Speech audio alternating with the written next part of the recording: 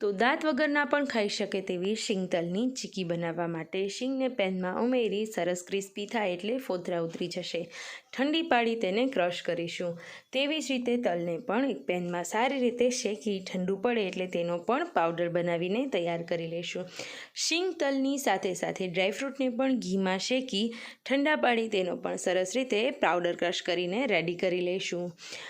હવે અહીંયા મેં 2 પ્રકારના ખજૂર લીધેલા છે, જેમાં કાળો ખજૂર પોચો અને રેગ્યુલર દેશી ખજૂર લીધેલો છે.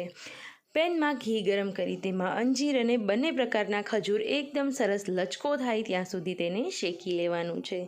ઠંડુ પડે ત્યારબાદ આગળ ત્રણેય જે પાવડર કરેલા હતા તેને એમાં ઉમેરી દઈશું. આ રેસીપીની ફૂલ લિંક હું તમને ડિસ્ક્રિપ્શનમાં આપી દઈશ, તો જરૂરથી ચેક કરજો. બધી વસ્તુ મિક્સ થાય ત્યારબાદ આવો ગોળ શેપ આપી ઠંડુ થાય ત્યારબાદ કટ કરી અને સર્વ કરીશું. તો ઉત્તરાયણ પર ઘરે જરૂરથી કરજો. Thank you.